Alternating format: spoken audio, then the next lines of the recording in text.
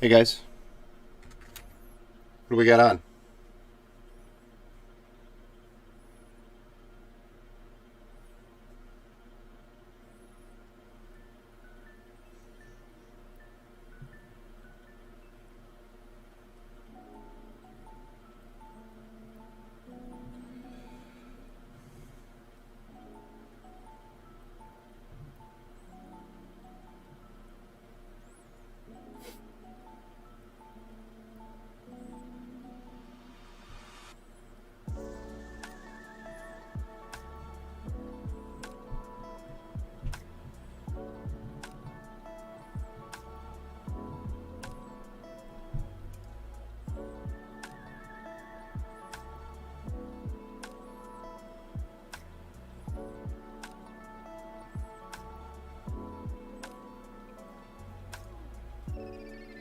You got it, man.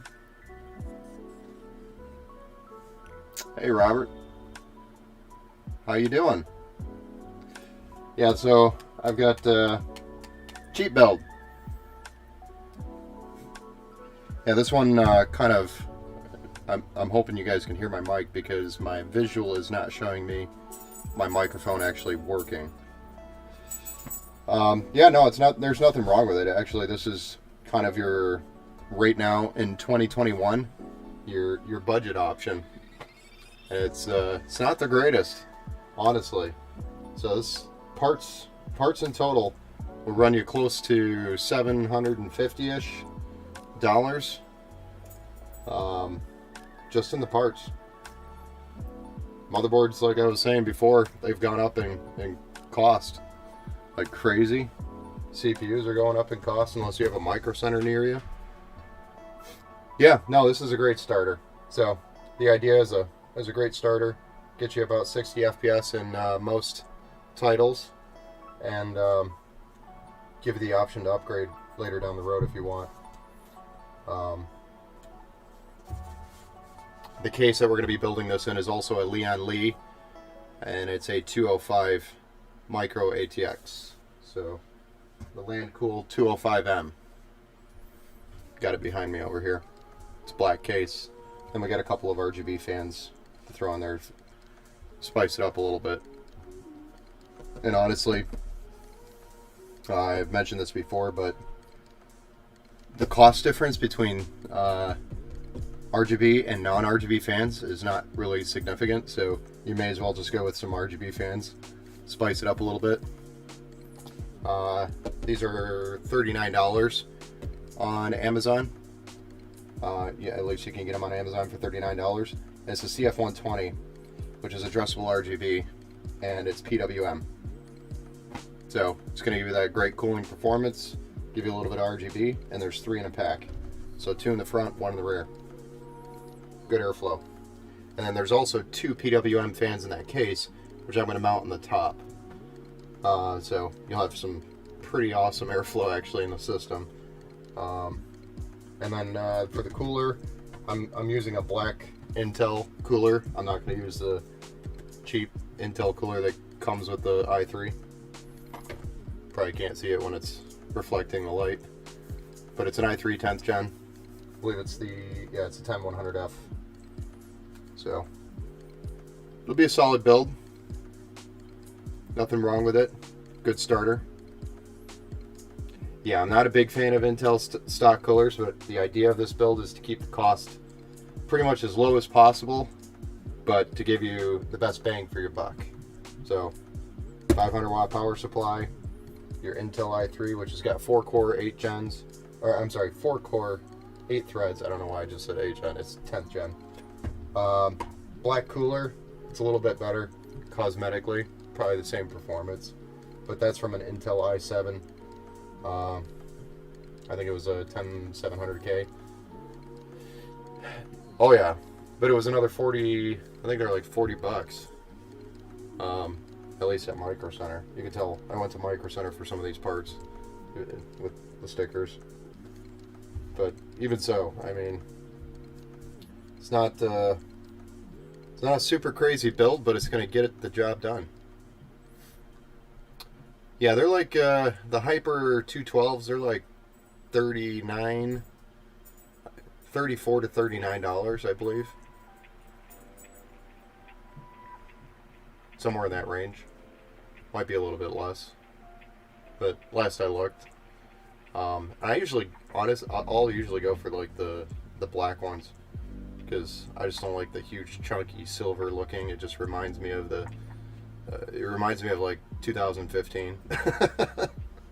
So when I'm gonna put a cooler in, I'm gonna put one in that looks good and does a great job cooling. So I like to use the blackout version.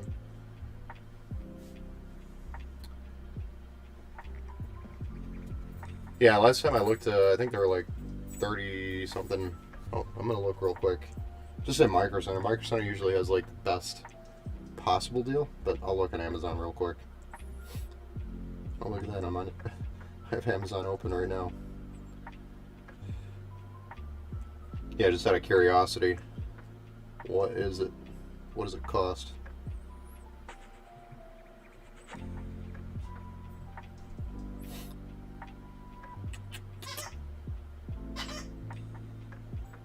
Yep, so Amazon right now has got them for $39. The black version you can actually get for $38 for pretty much the same price, which is pretty surprising. Yeah, they went up in price. I wasn't too pleased about that, because that would have been my just default go-to cooler anytime. So yeah, it went up a little bit, as has everything else. These prices on the RAM, for example, the SSD, motherboard, and the power supply, I don't know if you can see the price tags on them, but it's not exactly accurate. So anyway, I've got actually a few builds to do tonight. If you look behind me, on the floor here, this is a build, that's a build, then I've got another one actually waiting on parts in the end. So we've got a few builds if anybody wants to hang out all night. I'm gonna go ahead and get it started. So we gotta get this done. Got lots to do.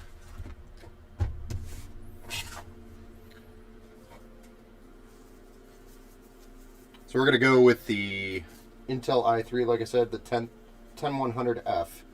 It's got your 4 cores, 8 threads, and I think it goes all the way up to 4.3 gigahertz on the core, which is, honestly, you can compare this CPU to a 7th gen, 6th or 7th gen i7, which is pretty impressive.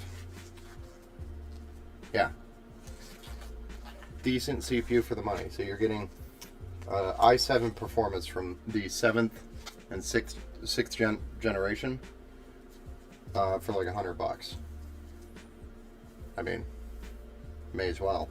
And then you're setting yourself up on a motherboard and a platform that will perform and give you a great upgrade path. So that's the way I look at it. And I know there's a lot of people that like, ew, it's an i3. Well, like I said, it gives you the same performance as an i7 from a couple generations ago.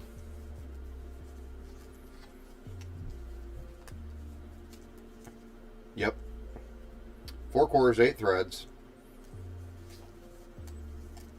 And you got 4.3, I believe. It says 3.6, but I believe it turbos up to 4.3. And it's 6 meg cache. It's pretty good. I like it. I've used them a few times, and I've paired it actually all the way up with a all the way up to a turbo up to 4.3. I've paired it with a 1660. It actually does pretty well, even with a 1660, 1660 Super and Ti. Haven't had a problem.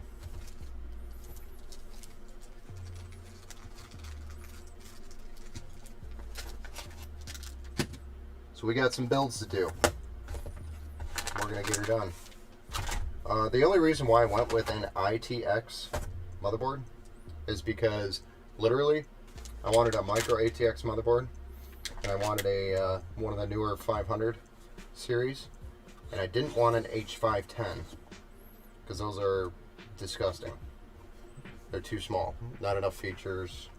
The cooling on the VRM isn't great, or the VRM isn't that great in general.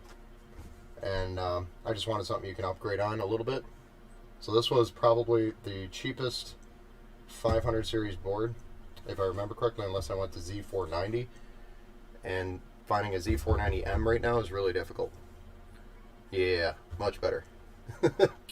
I just couldn't do an H510 or an H410.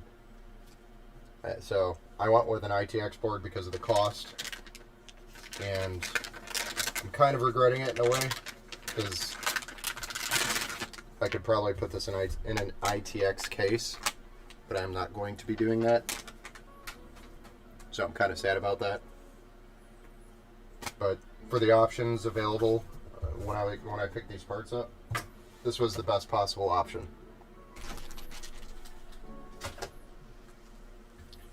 So I'll need those. That. So let's get this i3 out and slap it in there.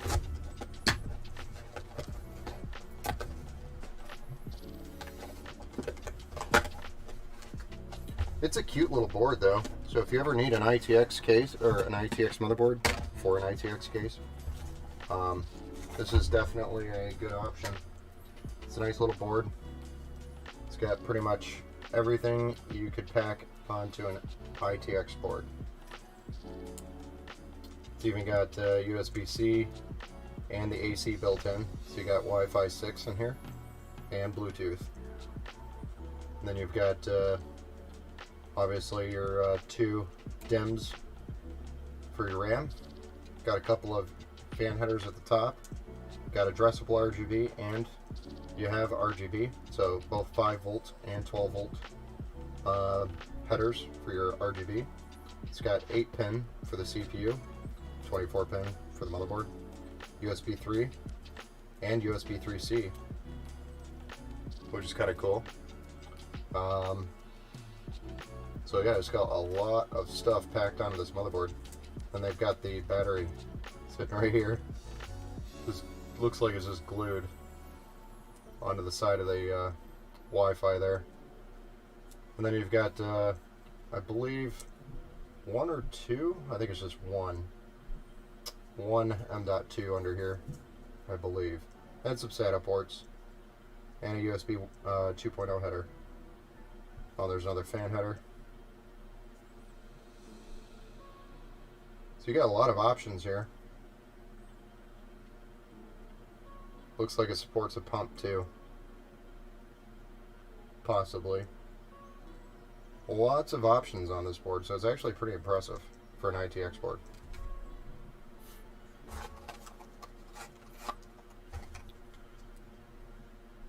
Yeah.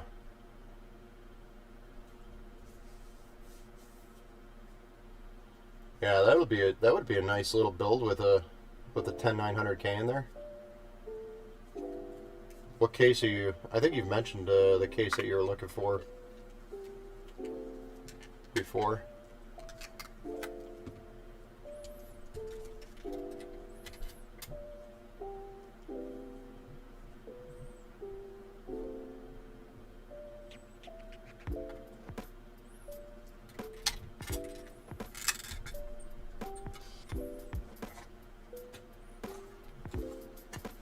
Not sure yet.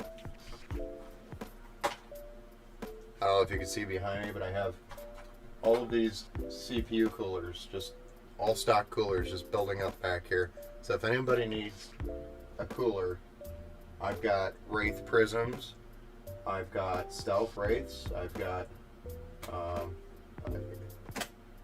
all sorts of Intel coolers. Any cooler you need, I've got it sitting back here behind me, just building up. It's kind of ridiculous, actually. Getting to the point where I'm gonna have to start giving them away or something.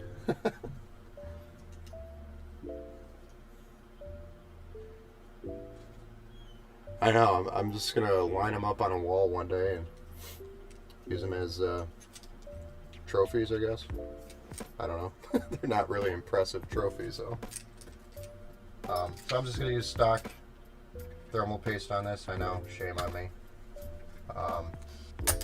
But my assumption is we'll just be upgrading the cooler very shortly. Right? The one thing I do like about these coolers from Intel, the only thing I like about them, is how simple they are to install. So if you worked in a sweatshop, when I say sweatshop, it wasn't really a sweatshop, but I've worked on a line before building PCs, and that's pretty much all we did. And they were mostly like office PCs, nothing, you know, fancy like gaming PCs. But putting these coolers in are so easy. That's one thing positive that Intel did with their coolers. Outside of that, they're just crap. Not the greatest. But they do work. This black one doesn't look too bad. Looks a lot better than the ugly blue sticker. So, I've got 2 screws. This is kind of a quirky looking heatsink we have here for the SSD. So I'm gonna pop this off and get this M.2 installed. Hi. Hey, thought you went to bed. No, I decided not to. I want to play on the computer for a bit more. Okay. So there are 2 M.2 slots here. So if you look, there's 2, one here, one here. There's 2 M.2s. And this heatsink, like I was saying, is a little bit quirky because it has to slide under the VRM. Looks like heatsink, or this might be a heatsink for the wireless, actually, and that might be underneath this. So that's kind of a cool design. It's interesting. If you've ever bought Inland SSDs, yeah, I know that's actually pretty badass that they got 2 in there.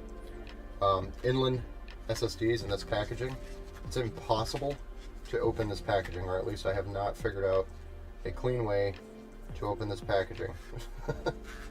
So if anybody has a clean way of opening this, please tell me.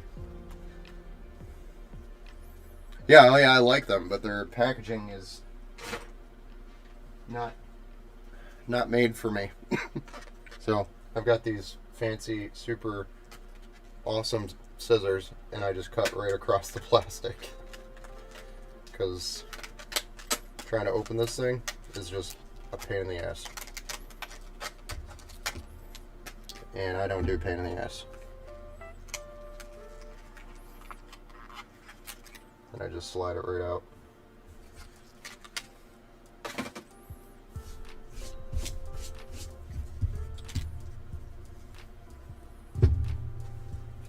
Handy Tough Man scissors. Supposedly it can cut metal and all sorts of hard plastics. Yeah, the other cool thing about Inland is if you saw, their sticker is on the other opposite side. So when you put it on your M.2 slot, you're not placing or having to peel that sticker. Oh, I peeled the wrong damn thing. Thought I was being cool and knew what I was doing. I'm gonna try to put this back on here so that dust doesn't collect on it. But anyway, so this heat pad isn't going to be on your sticker, or you don't have to peel that sticker. There we go. Got the right one. I got the sticky back on there. And we do have a screw that we're going to use. Almost missed it. Yeah.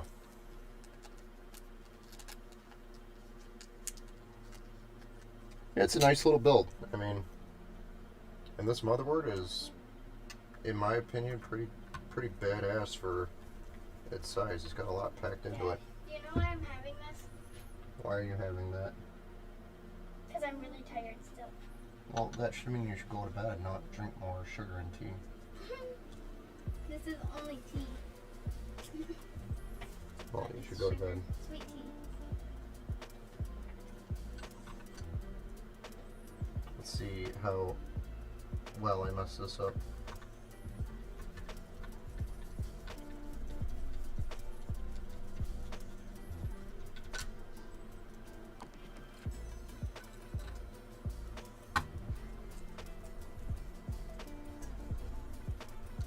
There we go. So that's done. That was easy.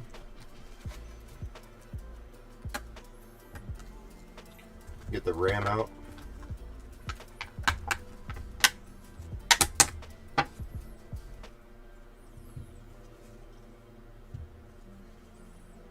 Still getting the G-Skill sticker, even in their ages. I remember when I first bought this set of RAM, I was disappointed because it didn't come with a heat spreader. It looks like it has a heat spreader, but it's not. Downside. But again, we're working with the budget right here. It hurts my soul to use RAM without a heat spreader. But when you're working with a budget in mind, you gotta do what you gotta do.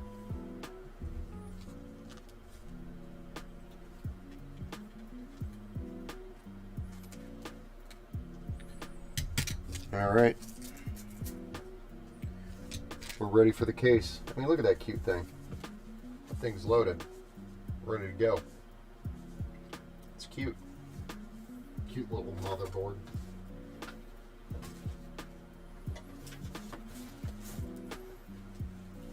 I just can't get over how cute that damn little motherboard is.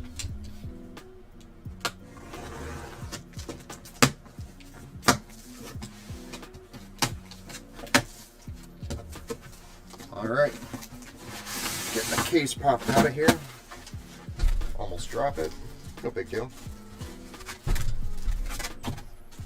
I've only ever dropped one. It was a full build, and I dropped it right in front of a customer. Their custom build. That was fun. If you need some awkward moments, drop a computer in front of your customer. I made it right though. I fixed it. That will be the last time that ever happens. Probably not.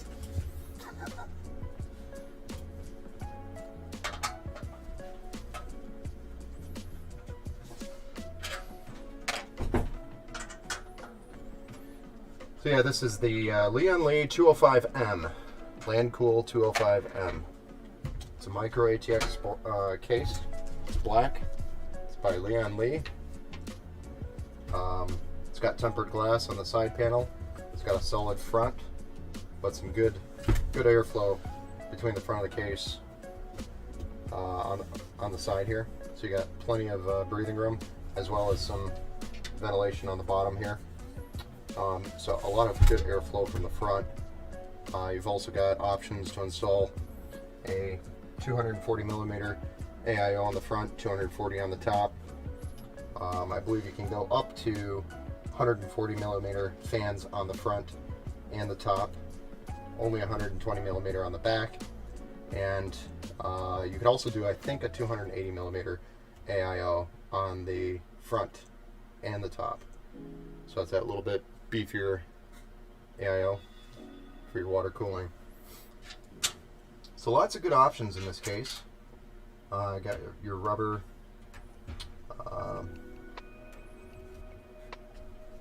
covers for your holes here.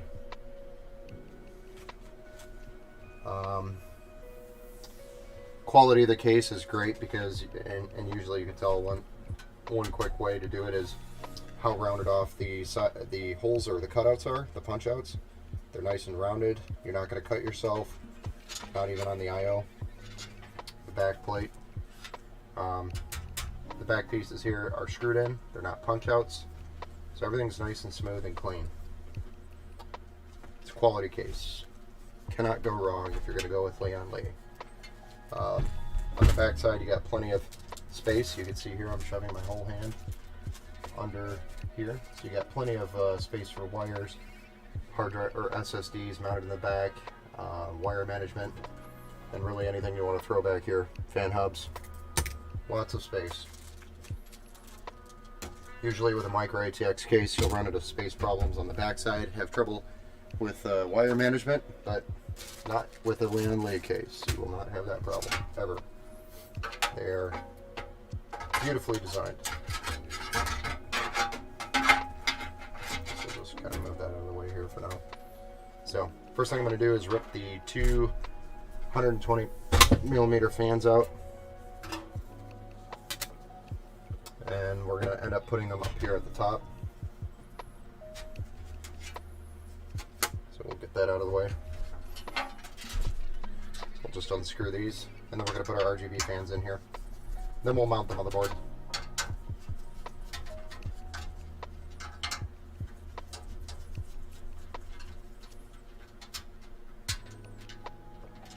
But like I said, you get two 120 millimeter PWM fans here, which is pretty nifty for the price point of this case and the quality of this case overall. It's pretty good. Pretty impressive. It's a nice breeze and it's simple to work with this case. So if you're going to do a micro ATX case and you're looking for simple and quality, this is definitely the case. And I keep trying to say that over and over again because it's perfect. It's a good case.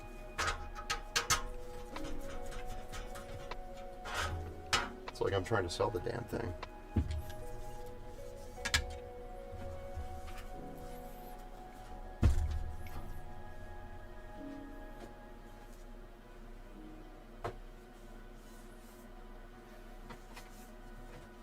Not that it would have mattered. I mean, we could have used those. It doesn't matter.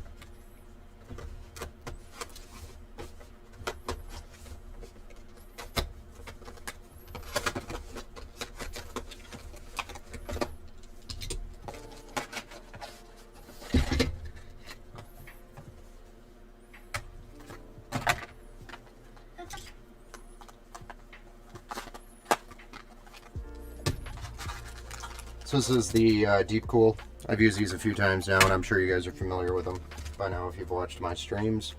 But this is the Deepcool CF120. They're 120 millimeters, addressable RGB, PWM fans. Packaging comes with 3 packages of screws, of 4 each. You get an addressable RGB hub with a connection to the motherboard to synchronize to the motherboard, which we're going to be doing. And you get a 4 fan hub for PWM fans. You also get a manual controller, so if your motherboard doesn't have a header, you can control the addressable RGB through this system here, which is just 3 buttons, plus and a minus and a mode. So you're going to cycle through the modes and probably adjust the speed. That's probably all you'll be able to do on that thing, but we're not going to be using that. So Deepcool CF120s, they are decent for the price and what you get out of them.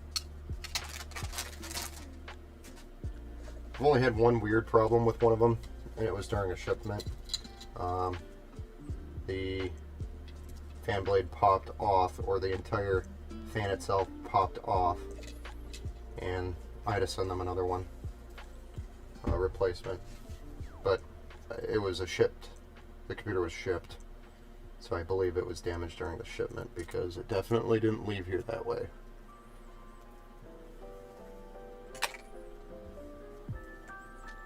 And it was one that you wouldn't think would have happened. It was on the front. Outside of that, I've never had a problem with these fans, and I've used them for quite a few years now. When I say a few, it's I think 3 years now. Right when they started becoming a thing. If you haven't built in a deep cool case, deep cool cases are actually pretty nice as well. I'm actually using one right now. I'm using the Matrix 55, which is a good, decent case. It's got tempered glass on the front and the side panel. The only thing it was lacking was a power supply shroud, which I believe they corrected with their Deep Cool Matrix 50. And then they came out with their MA Cube, MA Cube, or MA Cube is what I call it, series, but they have a 310 and then a little bit larger one. I think it's a 500 or 510 or something like that. Those are pretty cases as well, especially if you're going to do water cooling. Then they have like a flagship case, which is pretty decent.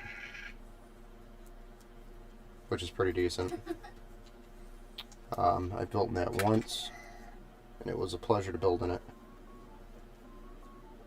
And not only do they have fans, they have AIOs and air coolers. I don't use the air coolers.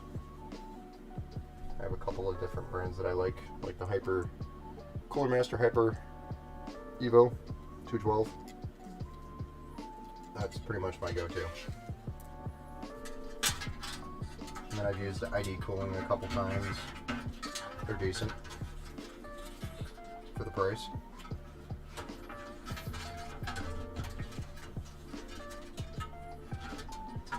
How do I want to do this? Yeah. We're just going to go on that way.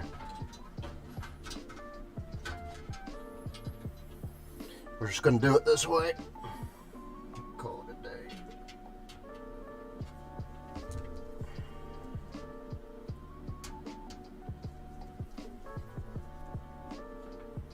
Try to match this with the cutout the best I can so it looks right.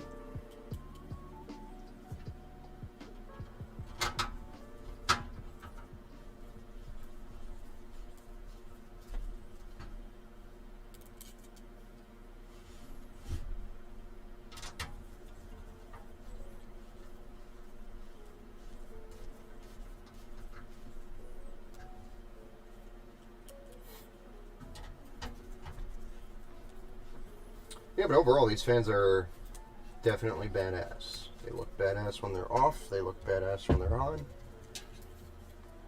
They look cool spinning.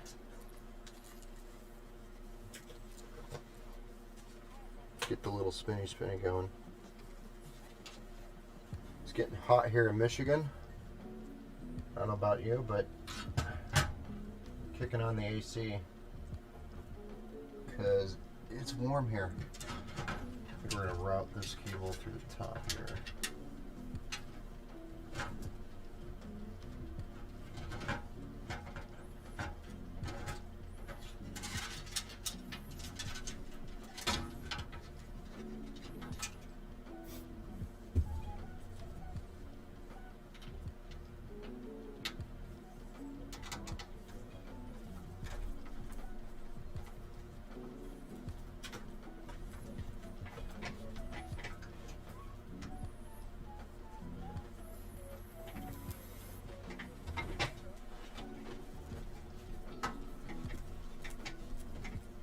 Get a nice view of my arm.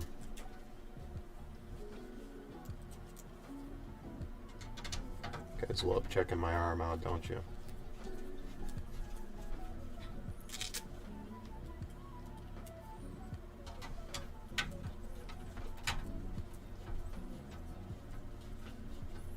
Yeah, they make some pretty good stuff. I definitely have enjoyed working with them and kind of watching them develop as they grew. Some of their older stuff back in, gosh, I think it was like 2008, 10-ish. They had a bunch of cases. That's kind of what kicked them off. Random question, how often should you open your case to dust? So that really kind of depends on how dusty of an environment you are living in, or your computer's living in. And if you're seeing a lot of dust on the top, if you have like a graphics card, for example, if you see dust starting to develop on the top of your card or settling on the top of your card, then you're going to probably want to dust it when you start seeing that. Or if you have a glass side panel and you start seeing dust kind of sticking to the glass, it's probably time to dust. Desert, oh yeah. I forgot you live out there now.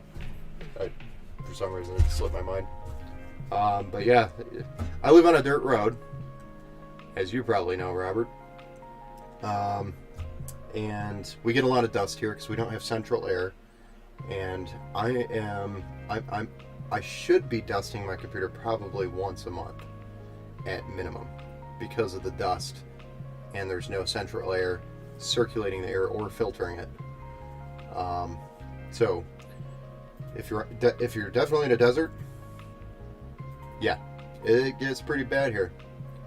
Just because the dust from the dirt road and the wind pushes the dust literally right at our house, and there's nothing you can do about it. It's just kind of crappy. Next house I'll probably not live on a dirt road, or at least one further away from the dirt road. It is what it is. Gotta live with it. But being in a desert, you probably get a lot of dust, and I would assume that you are, if it's a gaming rig, you're definitely going to want to probably clean that at least once a month, especially if you want to keep it nice. If you don't care about it too much, maybe a couple times a year, if you're not really too worried about it, or if you don't have a lot of time, at least do it a couple times a year. That's about what I do. I probably clean customer computers more than I clean mine, and then I preach about it. So, but in my defense, like you, Robert, I'm in a pretty dusty environment, so it's not much we can do about that, unless it rained every day. So it'd be funny if it rained every day, we'd be inside, and if we'd be inside, we'd be on our PC, and there wouldn't be any dust. Okay, I'm gonna have to open one of these packages up, get some screws out.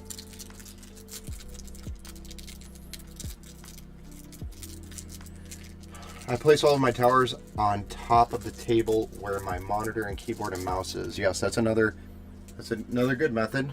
The higher from the ground you keep it, the better. Especially if you have carpet. Carpet kicks up dust, especially when you have high traffic or people walking on the carpet. But keeping it up in the air or higher above the ground is going to keep it further away from dust from the ground. So you are going to probably significantly reduce your dust the higher it is from the ground. But your system is also going to act like an air filter, so it is still going to draw dust in. Yep, right now with my desk layout, I really don't have an option but to have it on the ground. And as you can see, we do have carpet in here and a dusty environment. So it's like just terrible. I hate it. We've been planning on ripping this carpet out and putting in hardwood floor for a long time, and we just haven't gotten to it. And now we're to the point where we've completely grown out of the house, and we're now looking for a house, and this is a absolute terrible time to look for a house. So if you're looking for a house out there, not a good time. You find one on the market, you go ask to look at it, and you get told it already sold. Literally. And it just listed like not even 3 hours before. Yeah, if you have pets, yeah. We have a cat and a dog. The dog has short hair, so it's not really as big of an issue. But he does create some dandruff. Just like us humans. So it doesn't help or add to the problem, or help the problem. The cat, I'm not getting another cat. Nobody hurt me. I think we're okay. But yeah, that's I'm not a big fan of the cat hair. I like the cat, don't get me wrong. Edward is cool, but too much. Yeah, it's definitely a seller's market, which is why we're kind of thinking about it. I mean, we need a bigger house, and right now is a good time to sell. Yeah, why not? Well, you can't find a new house. So unless you're planning on buying a house and then staying at your parents' house for like God knows how long, then, and I've already done that in my life once, and I am not doing that again. I refuse to do that again. Or you're renting an apartment or something. But that's again downsizing, so then you gotta pay for storage because you have all your crap. And I'm kind of running a business on top of it, so I'd probably be doing streams in the kitchen, which would be, I guess I could turn into Chef Ramsay, Computer Chef Ramsay. I mean, would you guys want to watch that? Yeah, parents living out of the question, definitely. Agent Smith, hey, hope all is well. Yes, everything is well over here. We are building kind of a budget rig. I ripped my glove because of my obnoxiously large hands. Well, I could probably do a pretty good Chef Ramsay impersonation, but I don't know if I want to swear that much on the stream. I don't know. I try not to swear on the stream as much as I can. Try to avoid it. Try to refrain. Now, if I'm gaming and streaming, I just can't help it. Some of those kids on Warzone just really irk me the wrong way.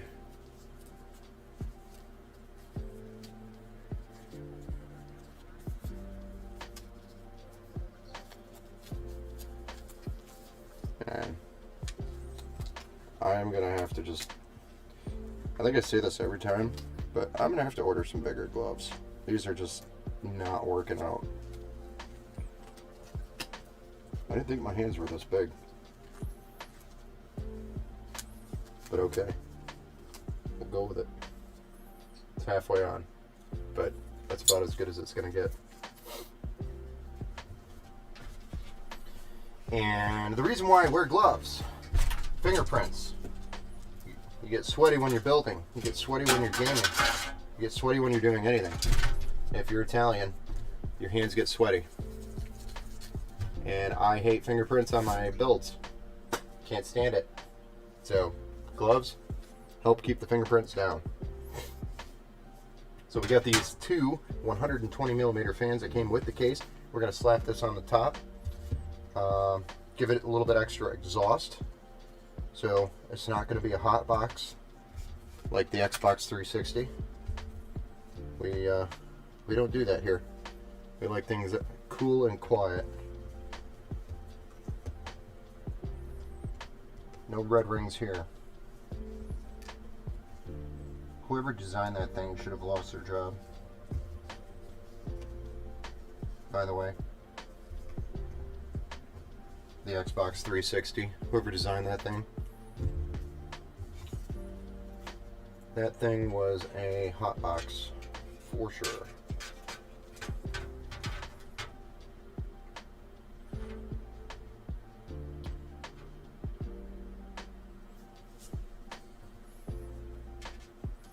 I mean, who would have thought dust would have covered the one vent that ventilates the thing, and then you get red rings because the GPU gets so hot it unsolders itself from the board. Who would have thought? Yeah, I'll normally, you know, if I'm like stuck without gloves or something, I'll wipe it down and try to get my fingerprints the best I can. But it's just weird pet peeve of mine. What's my opinion on monitors? Well, I have lots of opinions. Cuss like a sailor when you stream, eh? Only when I'm gaming, like I said. What's your opinion on monitors? My opinion on monitors, I guess it would depend on what you are trying to do. So what are you setting up for? Are you setting up for like first-person shooter, or are you setting up for office, or photography, or video editing? What are you trying to do? That would be the question I ask first. Gaming, streaming. Alright, so if you're gaming and you're streaming, I assume you're trying to stream probably more popular titles like Warzone, so FPS, right? So that would be more of your minimum of 144 hertz. I would do no smaller than 27 inches, and it has to be 1 millisecond response time or lower.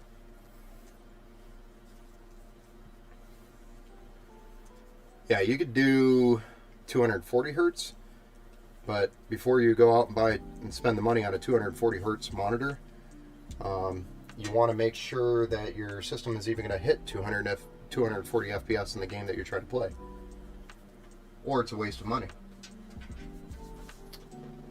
And really, the human eye is not going to see a significant change. You will, though. You will notice it, and you'll never go back. When you go from 240 or 144 to 240, you'll notice that. But the change between like 144 hertz and 165 hertz, you won't notice it. It's not a significant change or a big enough change. 240 hertz to me is just overkill. 144 hertz, I think it's smooth enough for anybody to be competitive in gaming, and not like completely destroy your budget. But if budget isn't a problem and you don't care, well, you know, don't ever walk into a Best Buy or even in my shop saying that you don't have a budget, because you'll walk out spending 10 grand for sure. But so don't do that. But if you don't have a budget, then yeah, just go ahead and buy a 240 hertz monitor. If you're going to spend the money on 240 hertz, you may as well go to like 1440p and at least have that, even if you're going to play it at 1080p. Yeah, they're decent now. Like, I want to say like 6 months ago, they were just outrageously priced. I think it was because of the whole shortage. There were probably not as many available, so that's probably what drove the prices up. But they were super expensive like 6 months ago or less, and I was just telling everybody to get 144 hertz because of that. Because who the hell is going to spend $500 on a 240 hertz monitor? 1080p 240 hertz monitor to be exact. I just ripped my glove again. Whatever. I'm done. I just don't care anymore.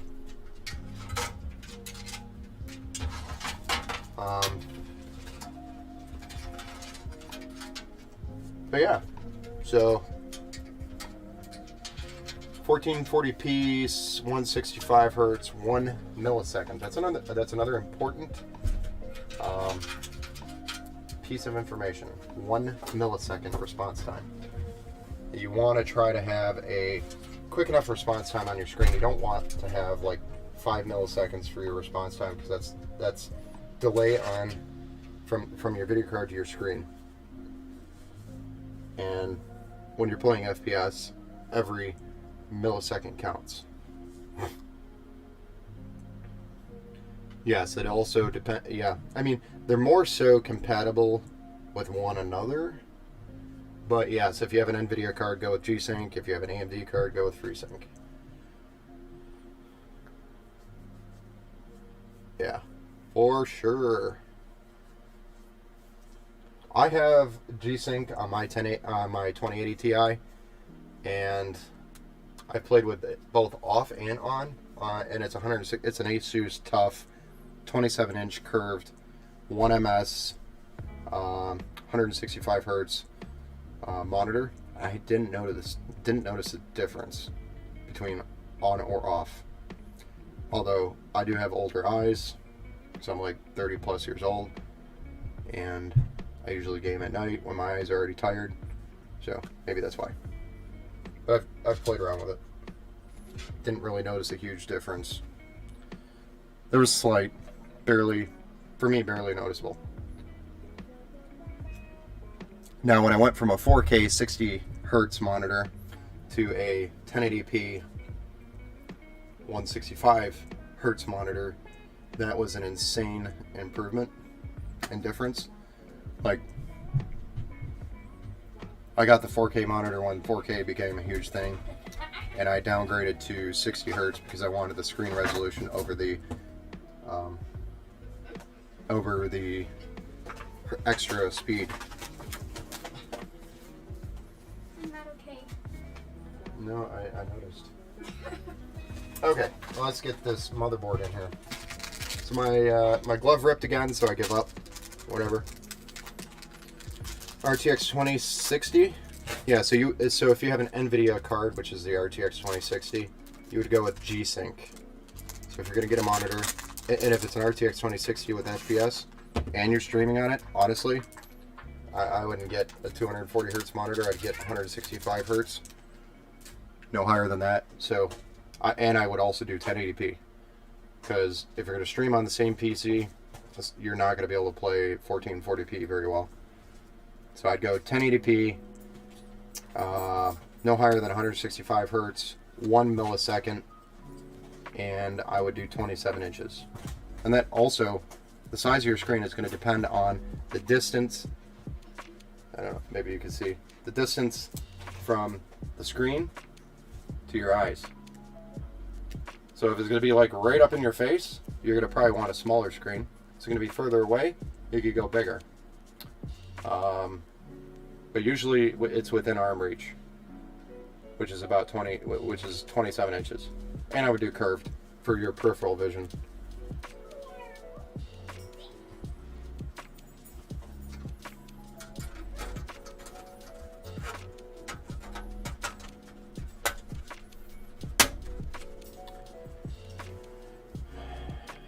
Asus VG27QR 27 inch, full HD, 1080p. Yep, 165 hertz, 0.5 milliseconds display port. Yep.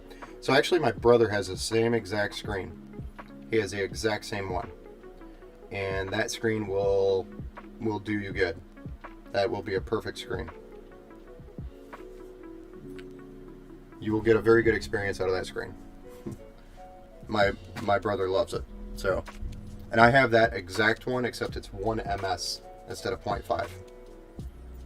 And mine's curved. I don't know if that one's curved. I don't think it is.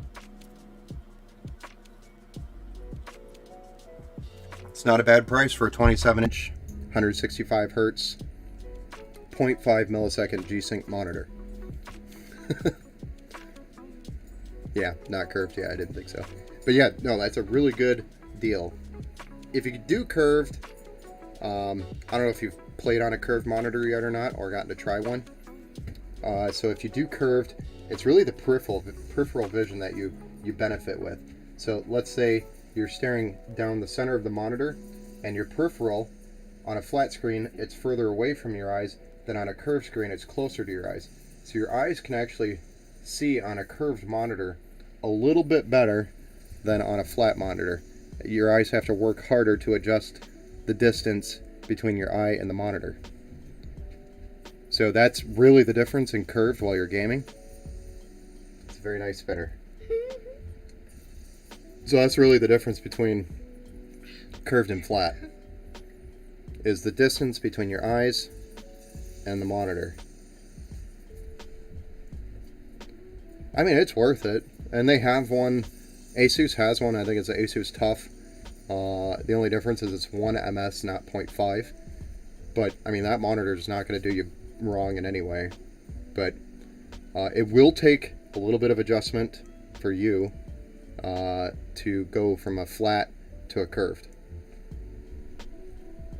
Yeah, I'll never go back either. Like, honestly, I was looking for a flat panel to upgrade my 4K monitor. And I ended up with a I ended up with a curve monitor because I just couldn't find a flat screen that was 1080p, 144 hertz, 1ms. I just couldn't find one, 27 inches. So I ended up with a curved, and it took me a minute to get used to it, but after I got used to it, I love it. Can't complain about it. Yeah, what's up? I was holding the fidget spinner like this until it stopped like that. Oh, perfect.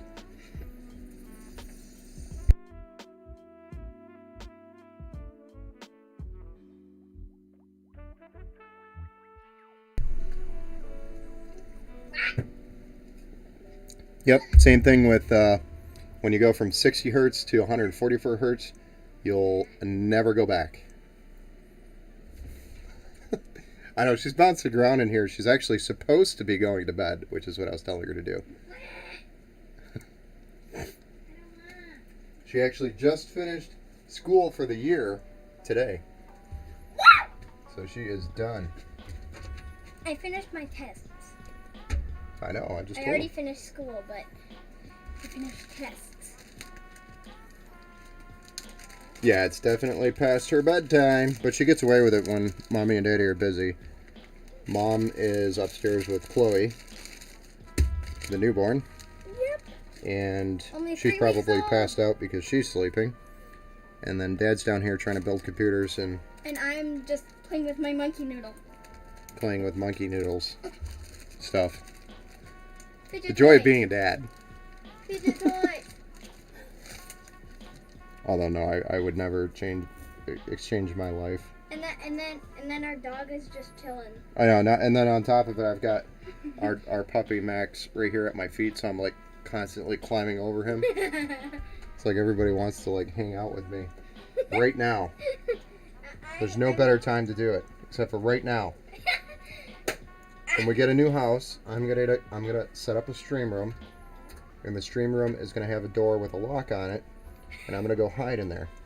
And everybody's gonna open the lock somehow. And we're all gonna go in there and chill. Yeah, somehow they'll find their way in. Yeah, we'll find our way in, right, Max? Yep. Oh boy. Anyway, we got the motherboard in here, and it is so small. Are you okay? It's so tiny. You good? I think it's funny. Wait. I think it's really funny. I almost used the wrong screw. Why you use the wrong screw? Because I'm silly. And when I get tired, my eyes start to fade. As you can see, I'm struggling to even get the screw in here.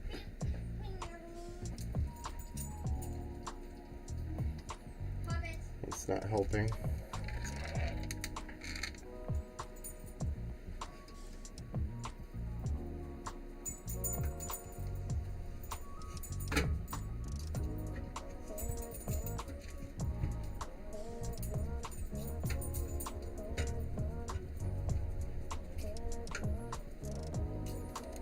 CPU wire was getting in the way a little bit. Thanks, I'm glad you say I'm a good dad. I try. And God helps me every day. Are you sure? I hope so. Stop. Because I'm jumping at you. Yeah, you know. Okay, sorry. Alright, so we've got the fans installed, we got the motherboard. Got the motherboard in there. And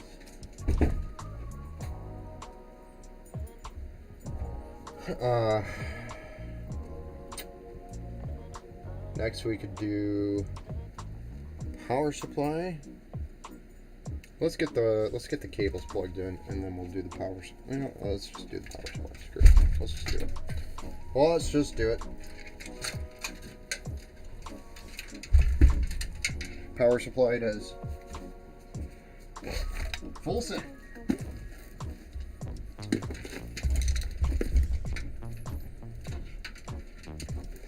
One day I will get more of a schedule going for these streams where I do like maybe 1 or 2 a week. But right now everything's just so crazy busy. Like, I also can't guarantee I have a build every week during the stream, because I'm constantly building them. They're custom. People come in with custom requests, and then I'll have to build them within a certain time frame. So the streams are just kind of Not doing anything. spontaneous right now.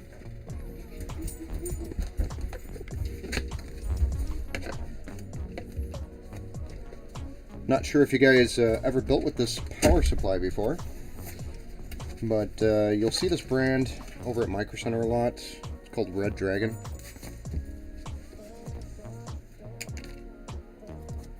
It's Red Dragon RGPS gaming PC power supply.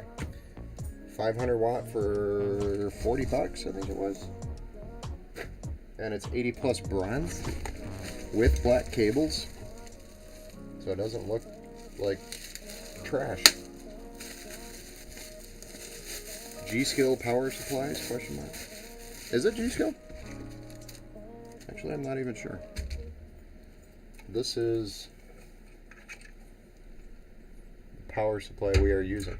It's 500 watts, it's 80 plus bronze, so it's a bronze power supply, certified bronze, so it's good enough for me.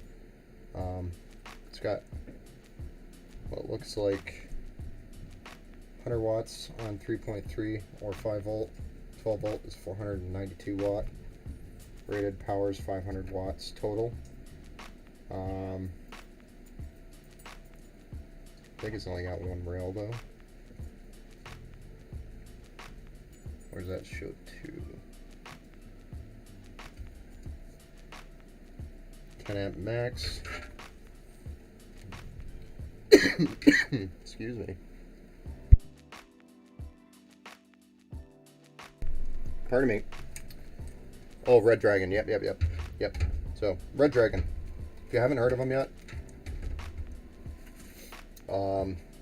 look it up. I've used it a few times actually, and I've never had a problem with it either yet.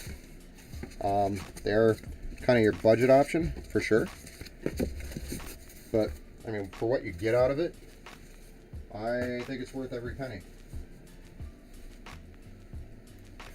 It's not a power supply I would be like, oh my gosh, is it going to catch fire? No, I wouldn't use it if that was the case.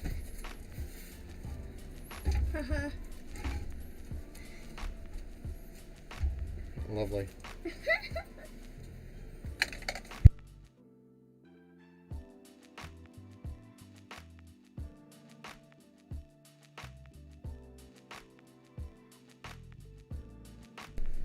Dad had to say some dad things.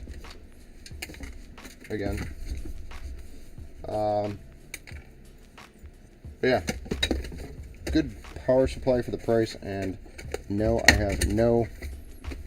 I do not believe it's going to catch fire, like I said, or I would not use it. Gotta climb over the puppy.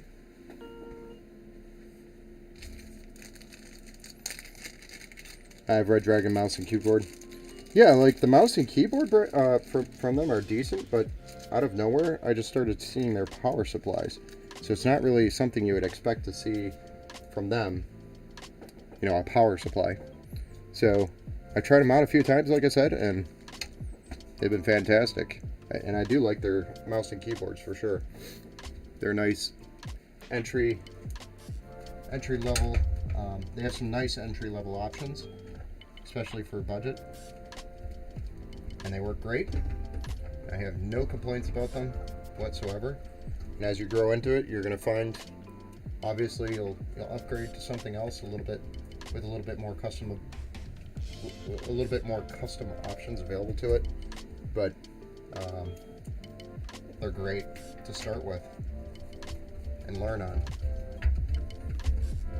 Personally, I learned on I think it was like a $5 Logitech optical mouse back when Medal of Honor first came out. That's what I learned on. No, I take that back. I upgraded to that. So I started with a ball mouse. You try playing a first-person shooter on a ball mouse, and you tell me how good you are.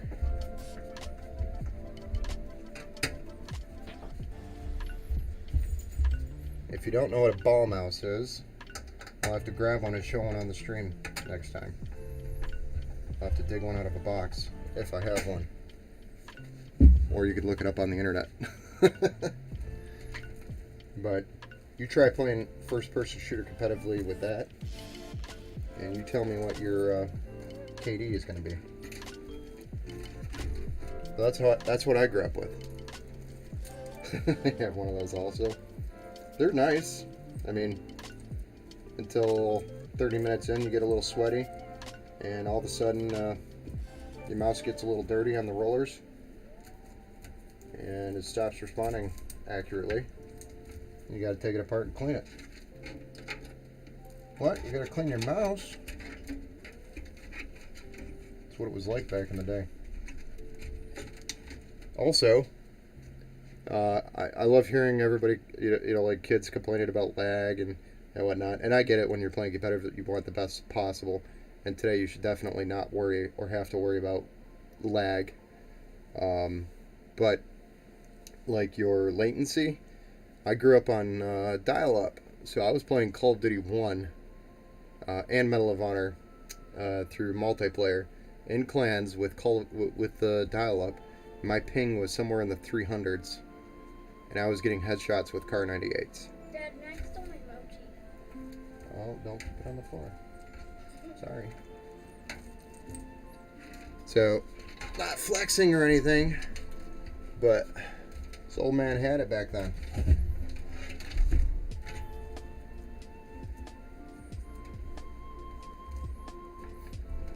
That was the stuff.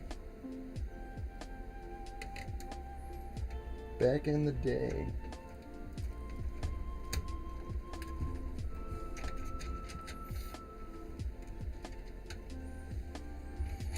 One day I would love to, like, see if Medal of Honor servers are still up. Call of Duty servers.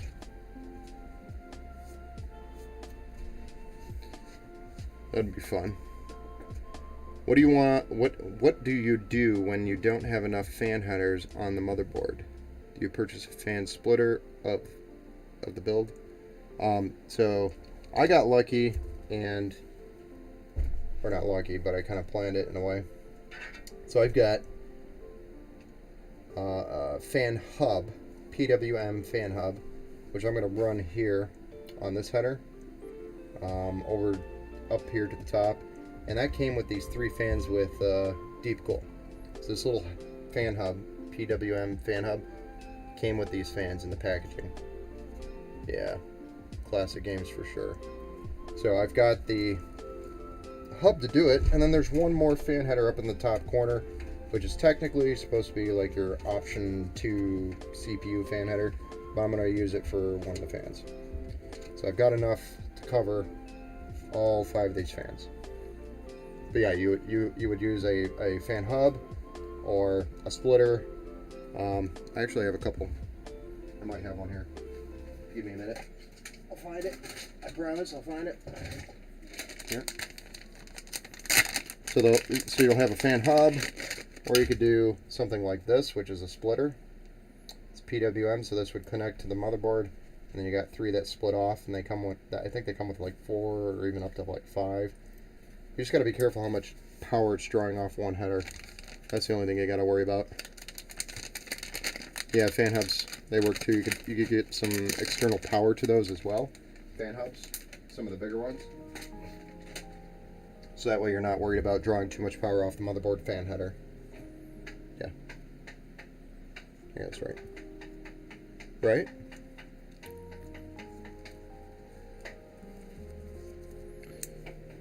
But you actually reminded me, I need to plug these in, and I may, or may not, I should be able to get to that. I may or may not have some trouble getting the RGB plugged in. Should have done that while the motherboard was up. I told you guys, I do this all the time.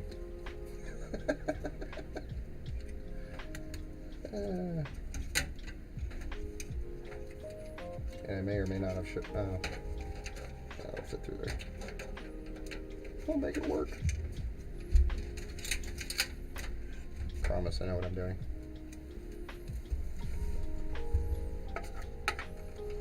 When you're building computers, do you really know what you're doing? Or are you just figuring it out? Info for anything. Hey man, how's it going? Info for anything. Over on the YouTube side, I got most of my people chatting with me in Twitch, and I am streaming through 3 different platforms: Facebook, Twitch, and YouTube. How's it going, man?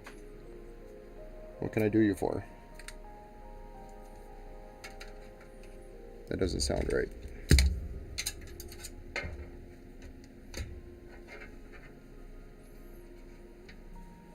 So you're going to stare at my ugly head for just a moment while I reach over and try to plug this thing with my surgical pliers. Dad, Yes. your head is not ugly. Well, I don't think everybody agrees with that, Adrian. I'm sorry. Because I refuse to pull this motherboard back out to plug this in.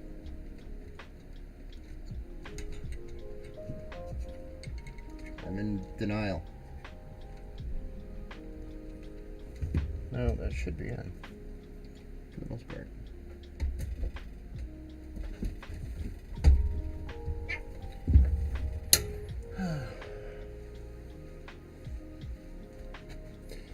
Yeah, right now I'm using Streamlabs OBS, which allows me, if you have Prime, which you're paying for, it allows you to stream to multiple platforms under the same stream, and it just makes it super easy. Why not? Why not stream to Twitch, YouTube, and Facebook? Because different people use different platforms. If you can open or make your audience larger just by streaming to a couple different platforms, you may as well. Why am I struggling to get this in there so badly?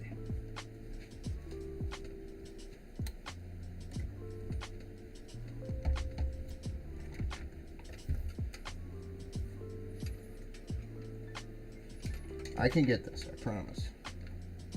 Just don't get away.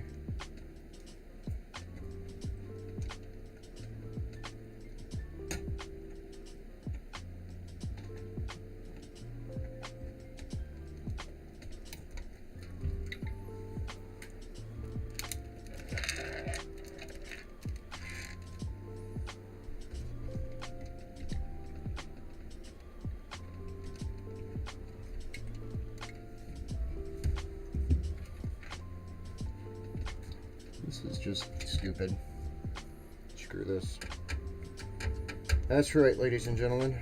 I am doing this. I'm pulling the motherboard. Because I'm an idiot. Didn't think of that earlier.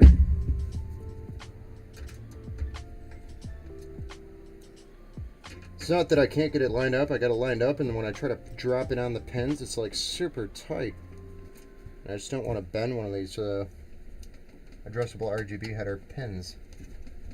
It'd be a terrible idea, or a terrible thing to happen. Stop. Don't put that in there.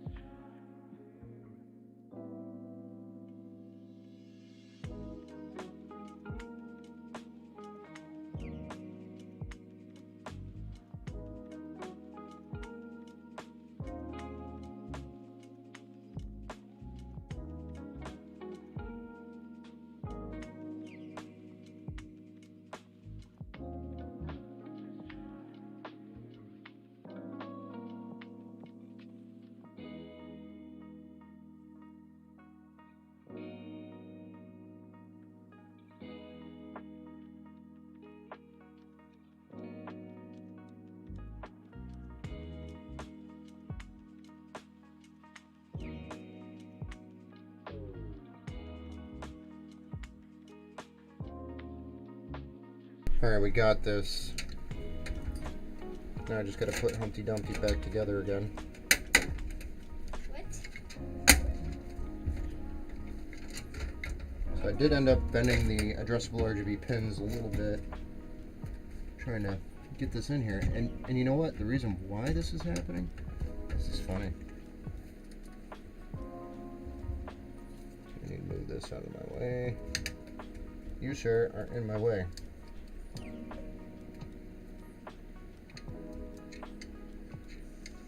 That's what you get for using an ITX board, Ben.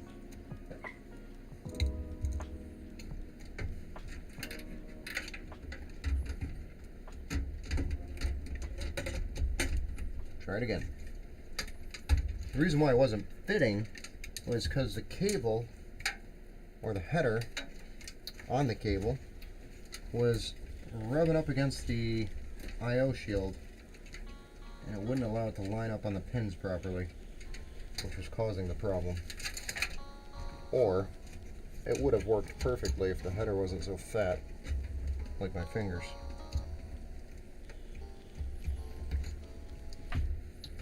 So there, no harm done. We got it figured out, fixed, moving on.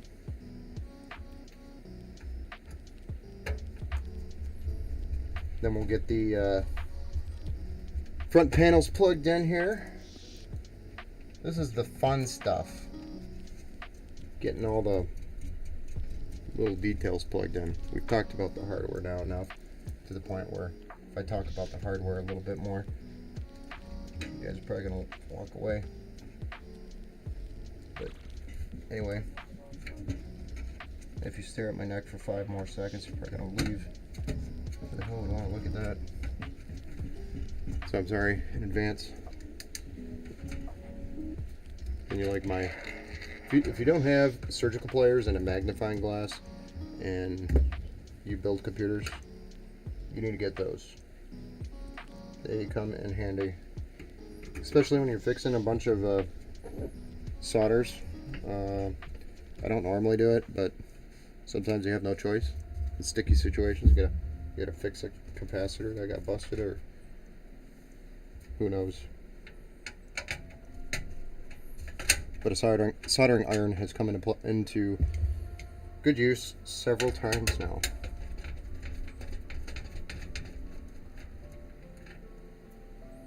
Roger.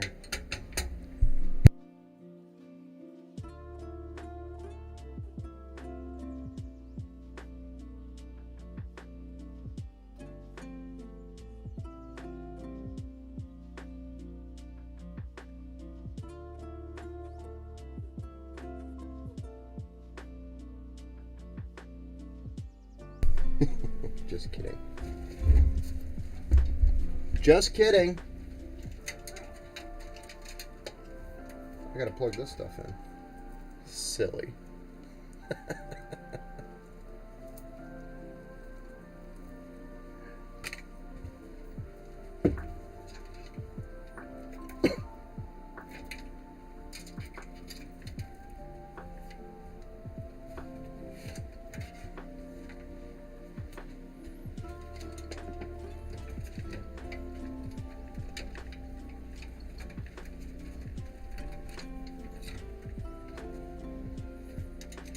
Try this. Oh yeah, that works.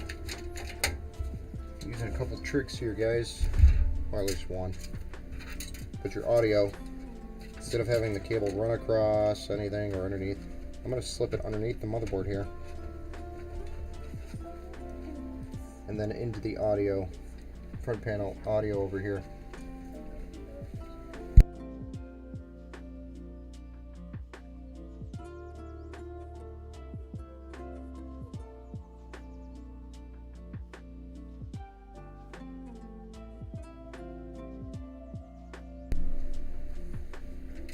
She's just buying time to stay alive down here. I don't know why kids do that. I don't get it.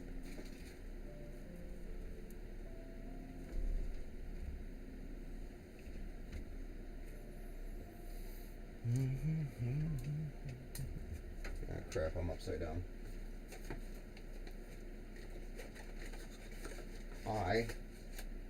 Yes, me, I'm going to double check this before I plug it in and it doesn't work.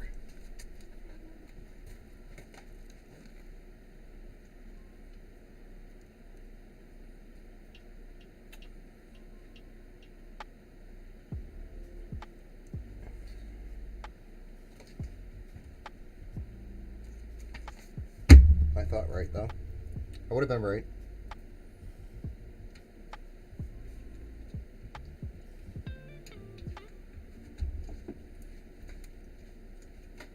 Should have just full send. So it would have been right anyway.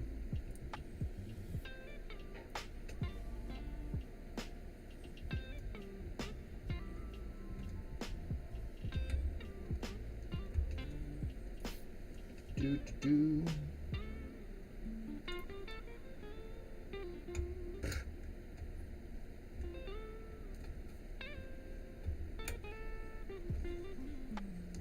This motherboard just is so tiny. Afraid if I'm gonna look at it funny, it's gonna break.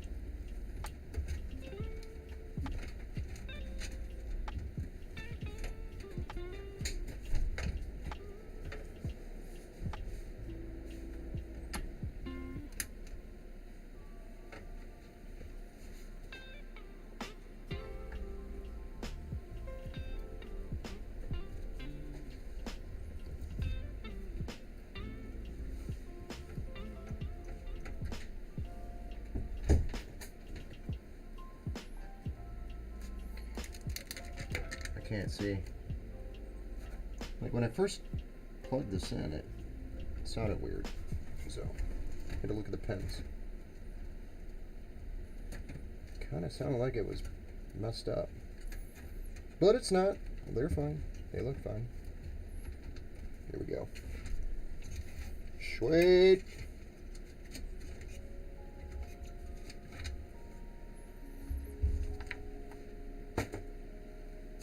All right. Get this stupid thing out of the way. Now we can do video card. We plug video card in.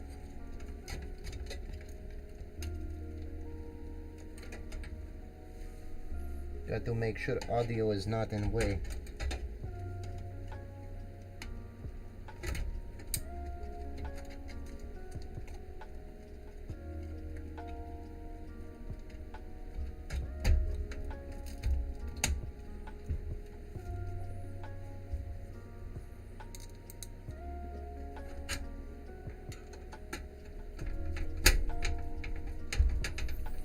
Video card is an RX 550. 550. It's 4 gigabytes GDDR5. Yes, that is on the low end. But again, we're building with budget. We're building with a budget in mind here.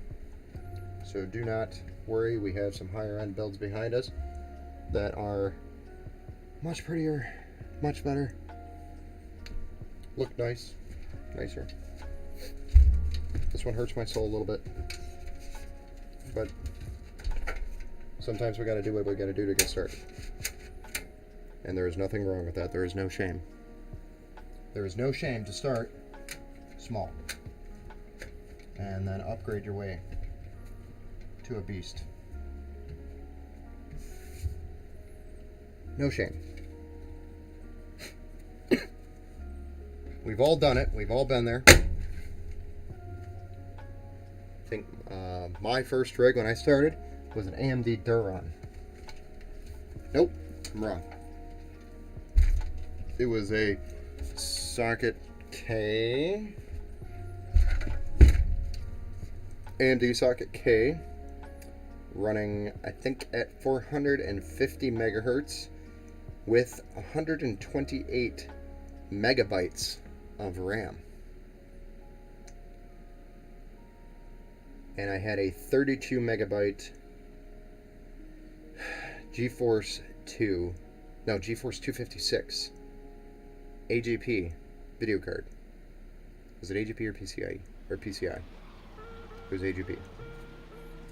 And if you don't know what an AGP port is, then you are young. Young. You don't know what an AGV port is? Then you don't know your history, son.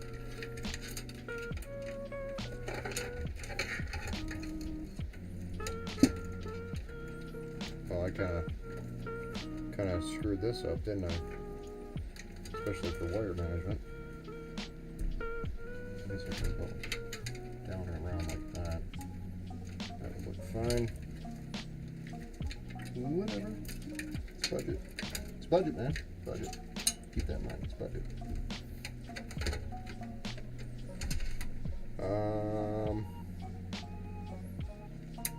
This was supposed to be plugged in here too. In this corner. Oopsie. We did it again. This one I should be able to get. No problem. It's like I had a plan or something. Maybe. Surgical pliers. Because I get old. And I forget.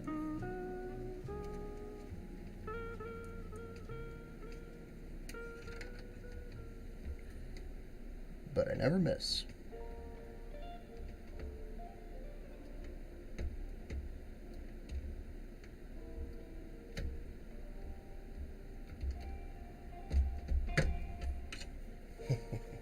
I did it. Who would have thought?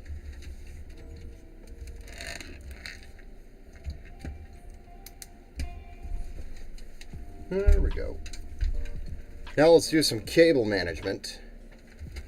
I know it's a baby video card. But it's better than onboard, and it's going to give you 60 FPS in 1080p on Warzone if you needed it. Barely. But it will get you there. And pretty much any other game, you could play probably like Fortnite example, competitively, competitive settings, you can probably get about, I don't know, 100, 120 competitively, easily. Yeah. So I mean, as a card, it is going to do what you need it to do for your budget. And it will play pretty much any game out there. Unless you're trying to play like in 4K or even 2K. Nope. Don't do that. Not a good idea. You will have terrible experiences.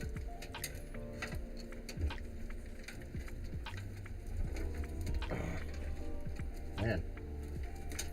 Just what do I do with all this wire? Man. Let's get the fan hub out of here, because we don't want that in there. Get these two out of here. They shouldn't be in there. This guy shouldn't be in there. And I'm just going to run it in the back here, I think. Like so. Got no real other options here. I need my bigger zip ties. Fatter zip ties.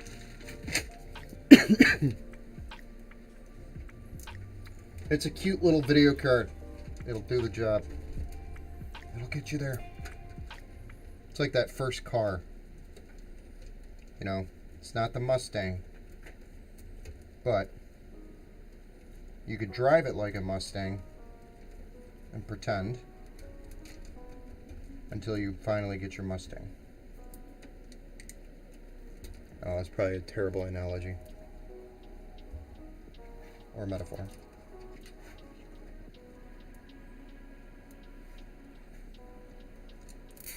And personally, I like Dodge Challengers more than Mustangs, but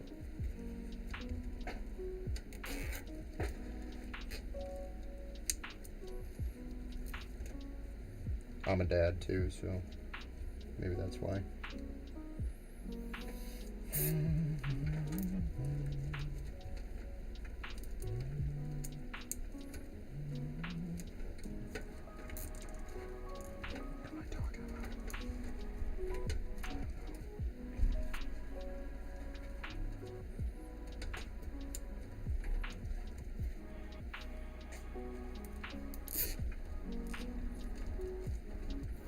Oh yeah.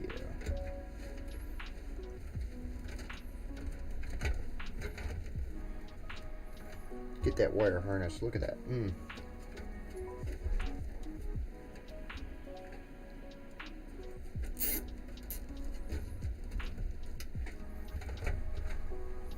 So easy.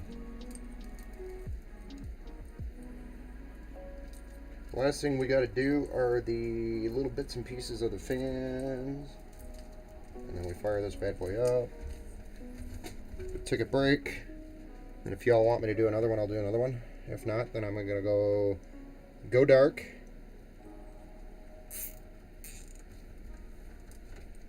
What time is it? 11:30. Probably do one more. But I could probably go dark, and if you guys are sleepy, you don't want to watch.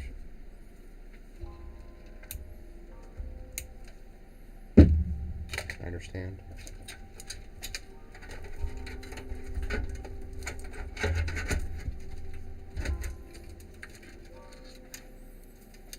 But, where's that? Look at this.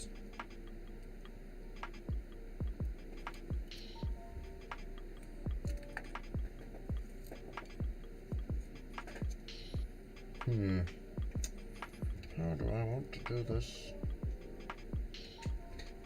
I think, let's see here.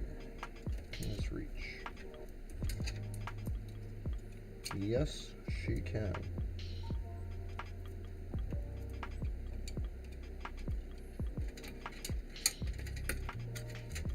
This is the RGB that I'm working on right now. Currently wiring up or plugging in the fans to the hub that comes with the 3 fans from the CF120s 3-pack. Get a little RGB hub. Makes it nice and easy, simplified. Has a little sticky pad on the back, which we're going to stick to the case. Maybe. Can it reach all the way over here? And if they have to put an SSD in, hopefully they don't, because they have another M.2 slot, and they choose that better over the SATA. Shame on them if they don't. But, yeah, we're gonna get this plugged in. We're gonna clean that wire up in a little bit here. And we just got our PWM fans to deal with for a brief moment. Can't stand unorganized wires.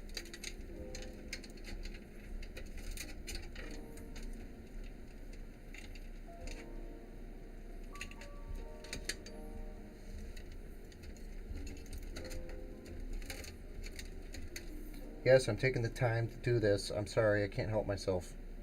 I like clean wires. At least, mostly clean.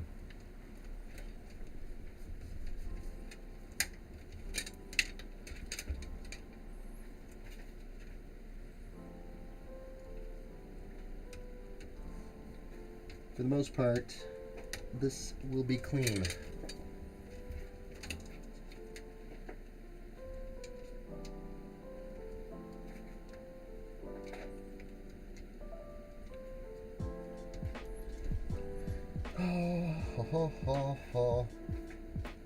Right. Then we're just going to plug the PWM in here. Right, good. It'll complement the cooling of this entire system. A little bit of PWM, just a dash. You don't want to overkill it. What am I saying? You don't want to overkill it. I don't even know what to do with these wires.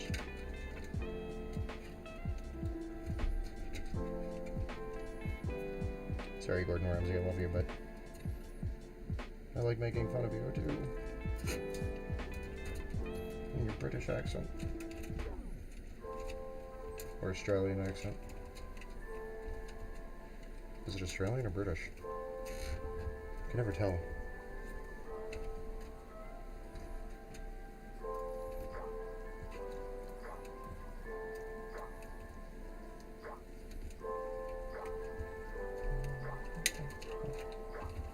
This is not going to end well.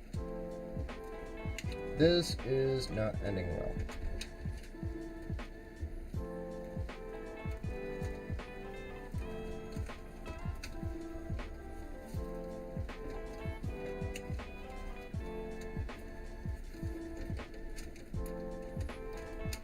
Get down here, would you? Thank you.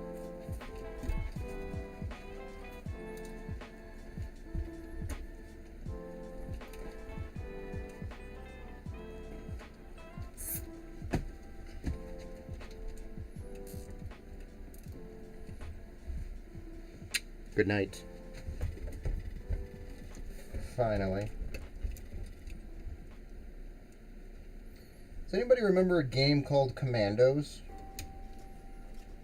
Does anybody remember that game? Did you play it way back in the day? There's a game called Commandos. I thought of it because there's a British actor, a British voice actor in that game. British or Australian. I used to talk like him all the time when I was doing work around the house and stuff.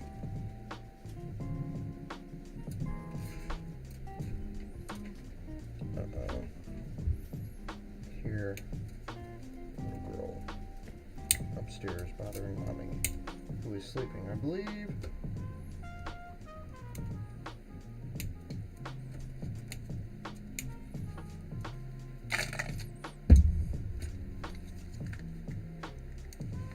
Alright. Last zip tie, I promise. Maybe. How do I want to do this? I mean, it doesn't have to be like super perfect, just enough to not fall back through the hole and get sucked into a fan and unplugged. What a terrible experience that would be. An oldie but a goodie, yeah. Definitely. Commandos.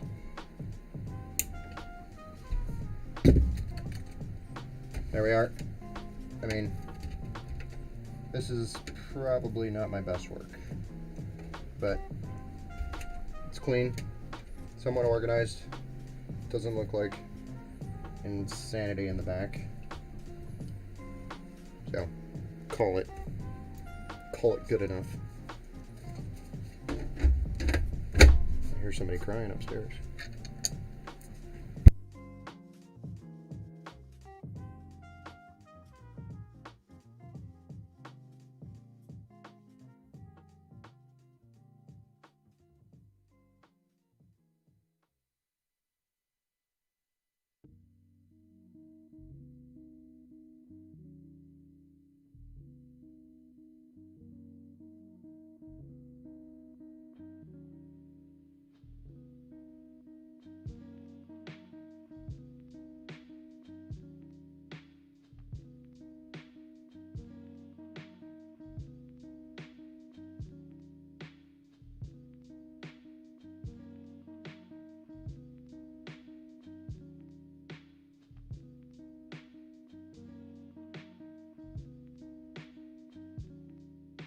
Not too bad.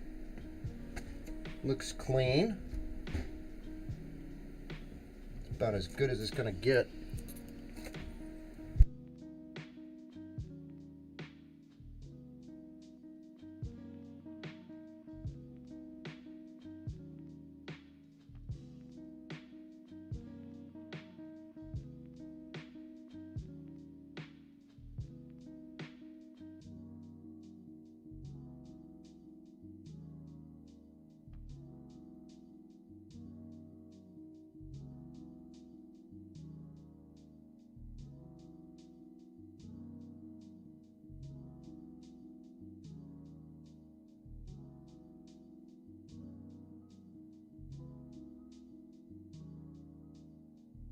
Got to polish the plastic weird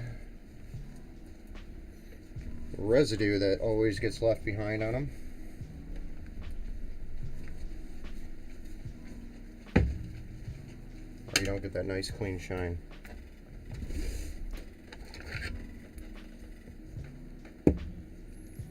Alright, let's see if this bad boy fires up and posts. And we move on. Moving on.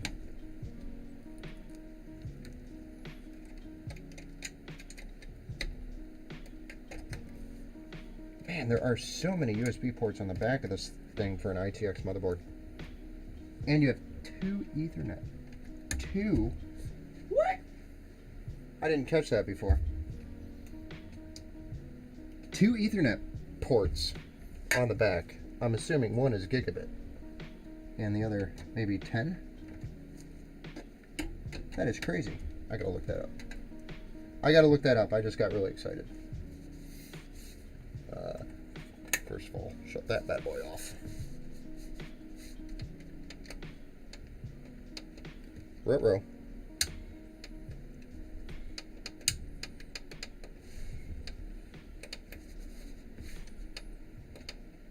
Ruh-roh.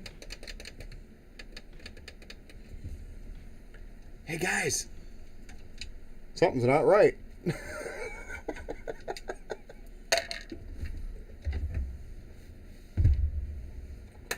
I wonder if I still got the power switch wrong.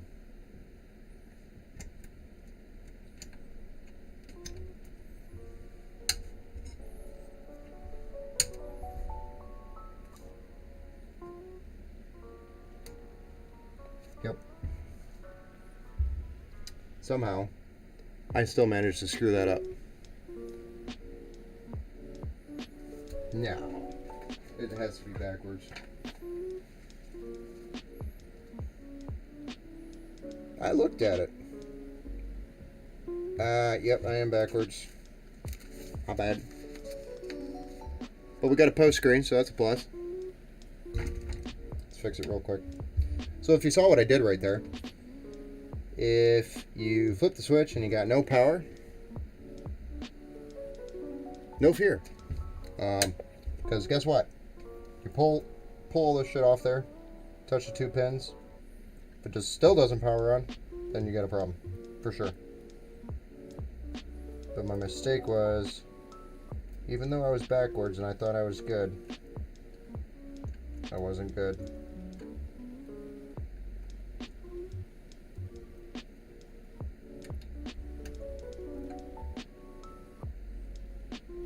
Because on this ITX motherboard, it's actually like upside down and backwards. So it really kind of threw me for a loop there. I should have known. Especially if I build enough computers. But I am human, so.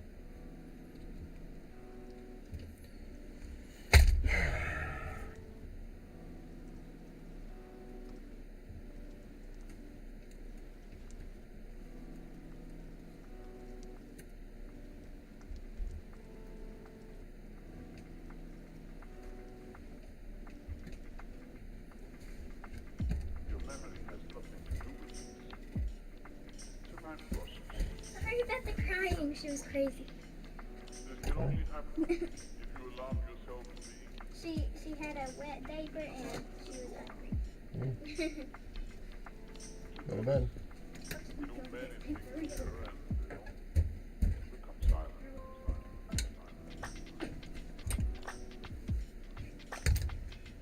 Alright.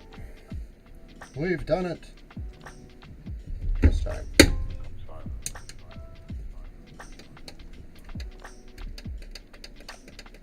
I was gonna say, please God, no. Started going into panic mode. A little bit too much light over here. A little better. On the cam.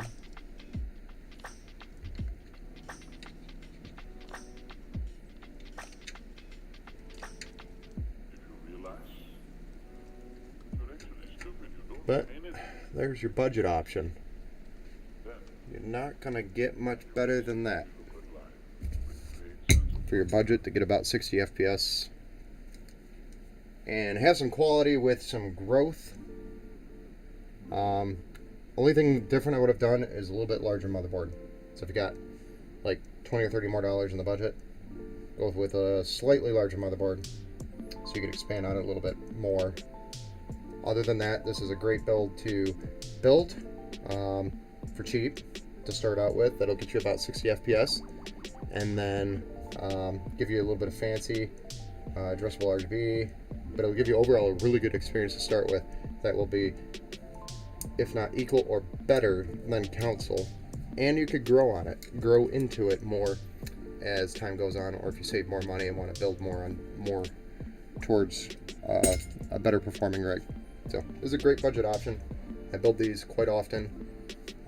Normally the only thing that really changes is the brands of the motherboard, and the motherboard style will go from ITX to micro, ATX. So I'm really just trying to get the best deal for these to try to keep the price down best I can, especially right now. And the video card, it's a $200 video card right now, brand new if you want it. It's ridiculous. It shouldn't be $100. It should be barely a $100 video card right now in 2021. But it's more than double. It's 200 plus now. I think 250 right now. But as you know, all video cards and My TV too loud.